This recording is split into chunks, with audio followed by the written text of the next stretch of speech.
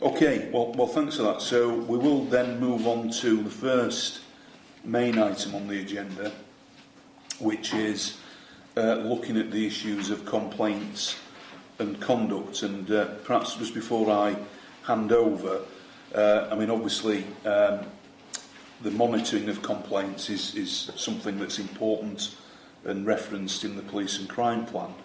And I'm pleased to see that the report does largely give a positive picture around progress made, particularly in the service recovery, teamwork, and also looking at how we learn from where things haven't gone as well as that we would have hoped.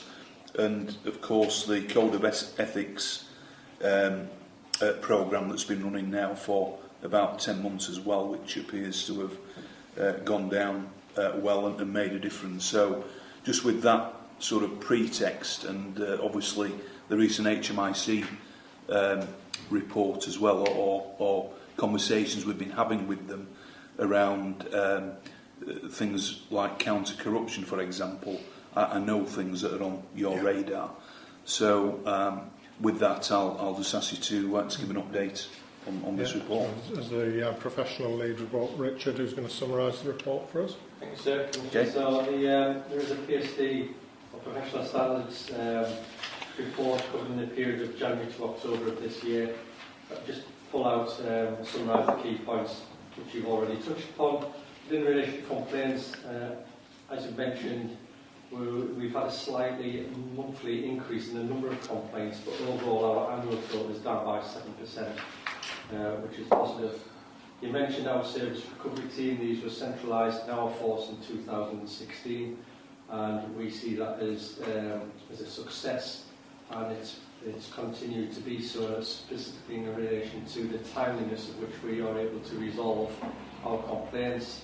Our most recent percentage of 64% of resolution, and that has been reflected well in the IOPC comparison against our most of the forces. Also pleased to report that the number of appeals have decreased both at local resolution and also our IOPC upheld rate. So some positive news around our resolution of complaints. In addition to conduct matters, which relates to all police employees, the general trend again is down. Our yearly total has decreased by 24%. I'm particularly pleased with the fact that we're having a positive impact on a number of conduct matters related to confidentiality, and that relates to the amount of internal work we've been doing in relation to accessing information on police systems. In relation to conduct matters, our suspension of police officers is at an all-time low. We've got 1 officer and 4 police staff currently suspended, and with 17 members of staff restricted from duty. So in general terms, we are retaining the employment of our employees longer while it's still under investigation. In relation to new regulations, which again is a key topic as we move into next year, we're still on track for the new police regulations, which comes with the Home Office stat guidance, IOP stat guidance, to be on track to be introduced in February of 2020. This is a shift in the culture to more of a learning reflective practice, which you touched upon, and we are embedding that through training and trying to embed some of those practices before the actual regulations have been approved. And lastly, just going to touch on our counter-corruption. Again, you mentioned after a recent HMIC FRS visit and the comments that they made as far as potential improvements, we have had an uplift in resources, and we are working against those specific actions, specifically around our IT capability and our ability to monitor our internal systems. So, in general, unless you've got any questions, that's just a summary of the report. Thanks very much for that, and I just want to place on record my thanks for the progress that has been made overall, and as I say, particularly around that service recovery approach that's well embedded. Just some specific questions. So there's one around the use of body-worn video. I mean, clearly can have a number of advantages, and it is referenced within the report. But it's really just what action is the force taking to make sure that body-worn video is operated by officers wherever possible, so that the continuing benefits can be realised. Yeah, so body-worn videos, you know, Commissioner, is there in order that we can get best evidence and prosecute offenders. It's there for the protection of officers and staff, and it's there to provide reassurance to the public, to give confidence in all that our officers and staff are doing. So there has been a policy out since its inception, and through local accountability meetings we check and monitor progress against that policy. We are now in the process of reviewing that policy to ensure that we maximise the amount of deployments. So now we've been a lot clearer around where at all operational incidents the body-worn video should be put on as soon as practicable, and in some circumstances, whether it be stop and search or immediate incidents or life at risk, it's obviously mandatory anyway to use it. So through the change in policy, and we're just in the process of implementing a new body-worn video solution to replace the existing one, we're reinforcing those messages to officers and staff, and we're doing that alongside the Police Federation, alongside the unions, alongside the service recovery team and professional standards to maximise its use. Obviously take learning from HMIC and from the other inspectorates for us, but also IOPC about what feedback they give to us. We're opening up in the transparent nature that you expect us to do in terms of complaint resolution, about showing body-worn video to complainants as well about their own behaviour as well as the officers' behaviour. And we're also, as we'll touch on later this afternoon, looking at it around stop and search and other operational activities. So we're constantly expanding all of the time the use of it, and we're reinforcing with our officers and staff the benefits to the public, to the organisation and to them for it all of the time. But again, it's part of a long-term cultural approach as well as the system and process and its use. But we're seeing some real positive benefits coming out of it for victims, witnesses and for the organisation. Yeah, no, thanks for that. And you know, it's you know, clearly the new iteration, if you like, of the body-worn cameras that are coming in. It's important that that's fully utilised. And I guess, I mean, you'll be aware, so I think both of us have had conversations with the CPS as well regarding how footage can make a real difference in sometimes establishing early guilty pleas, for example, where it's appropriate. So thanks for that. Richard made a reference to the new complaints legislation. He's perhaps more optimistic than me that it will come into being in February next year, because it's been delayed by government, I have to say, due to other things being discussed in Parliament, which I think we can all guess what that is. But it was really the issue of, you know, clearly when it does come in, looking at how reviews of complaints are to be carried out, including through this office, in terms of how the new regulations will be implemented, and also that it is there to look at new ways of reviewing and reflecting on complaints cases in their totality. So it's really just asking what plans you have in terms of supporting managers to conduct those reviews to ensure that there is consistency in the way that this is implemented, hopefully at some point next year. Yeah, well, as I mentioned, Commissioner, regardless of the time, I think we are working towards that framework, and it's a good, to us, it's a good move regardless of the timeline.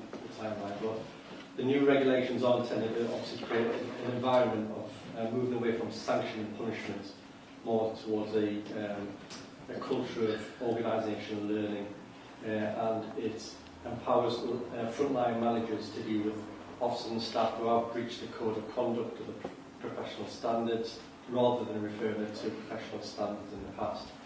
And to that end, the bar has been raised in respect of the definition of misconduct, and really the issues around matters that would come to PSD should be the more serious matters that would result in a written warning or above, or fine written warning. So the change is considered a cultural shift in work practices. So in relation to your question, the training and education has already started with the new regulations, with practice requiring improvement being identified by professional standards and returned to local managers, so we've already started doing that. There is a need to strive for consistency, and what we have started to do is launch we're in our third month of a 10-month programme to refresh people on what is the standard of professional behaviour and what is expected of them when dealing with colleagues and members of the public. These will be provided through the training days, and we'll be delivering these key messages through briefing of staff across the force to try and get that consistency with frontline managers. Yeah, thanks for that. I mean, one of the main complaints we get, I'm sure, through yourselves and through my office as well, is that the regulations are quite complex and sometimes difficult for people to understand. So again, it's how are you planning to inform members of the public about how the new complaints regulations, what they entail, and what members of the public can expect if they make a complaint? Yeah, so there will be a national media launch in relation to the changes in which the public complaint system has been operated. We expect that to be led by the IOPC once we've got the finalised date in February. West Yorkshire Police will also do a series of media launches and look to update our external facing websites on information on how the public can make complaints, and try and explain some of the definitions within the processes. Within new statutory guidance, there is a whole chapter reserved for the complainant process and how the members of the public can access the system, and we're using that stat guidance at the moment to benchmark ourselves against it. There are a number of ways in which the public can make complaints. The most common via the external website or an online complaint. This is completely sent directly into the professional standards mailbox. The external website has a Google Translate button which allows users to change the text to a language of their choice, and also for it to be enlarged for those users with sight issues.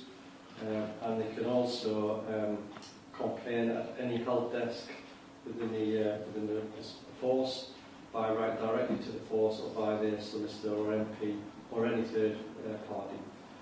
They can also complain to the IOPC or in fact to your own office, who will forward it to ourselves. So there is a number of comms messages which we work towards once we've got a sort of finalised date. Yeah, no, thanks for that, and that clearly demonstrates, a lot of thought has already gone into this, and I accept that given the role of this office through the appeals process, that we will potentially need to do some joint communications as well, and it actually would be a good opportunity as well to sort of refresh the help desk sort of locations and other ways the public can make contact as well.